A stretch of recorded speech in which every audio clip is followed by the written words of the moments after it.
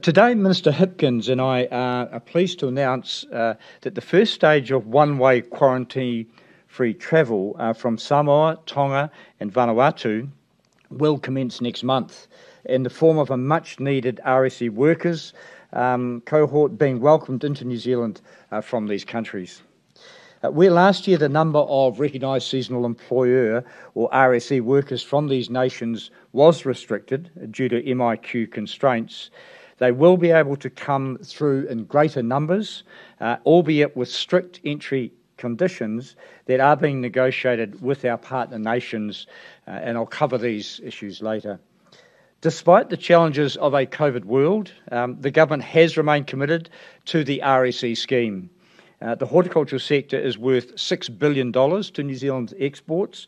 Having people coming to our shores through the RSE scheme to harvest and prune is essential to us maintaining our economic recovery from COVID-19, a recovery which is very much an export-led one.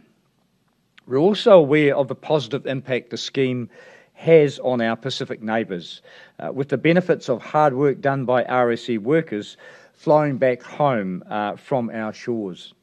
We're also, it follows, of course, that we have maintained the RSE visa cap at 14,400, and this announcement today will allow our growers to move forward toward that cap through this season. Estimates are that in normal times, we would have about 10,500 RSE workers in New Zealand at peak harvest time. I am advised that we have approximately 7,000 RSE workers in our rural communities, with around 4,000 of these being here since before the March 2020 lockdown. We want to provide certainty to the horticultural industry that we are moving forward with safe, quarantine-free travel for RSE workers in time for the upcoming fruit picking season. As we all know, the increased transmission risks of Delta has changed things.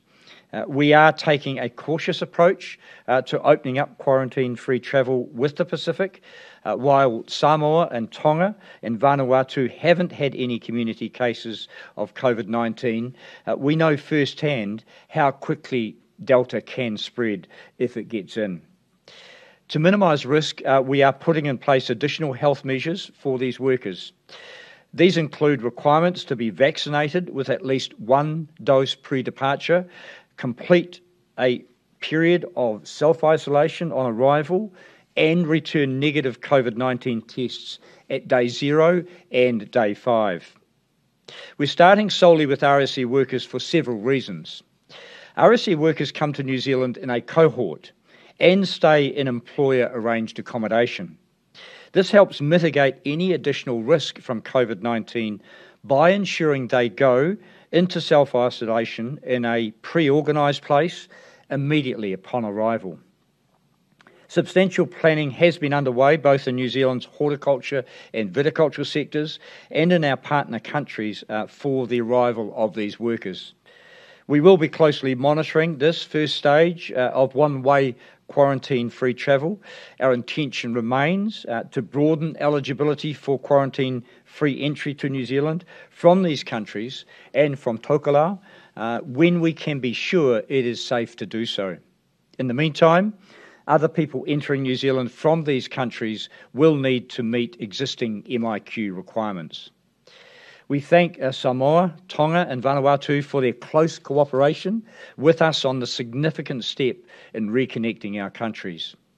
I'd also like to thank the horticulture and viticulture leaders for working so constructively with us in reaching this announcement. Officials from New Zealand and partner countries finalising putting in place measures to keep our community safe from COVID-19 and in turn benefit from our respective economies. Thank you very much. I'll take questions. Yeah, why not insist that they're fully vaccinated before they come? Why just one dose?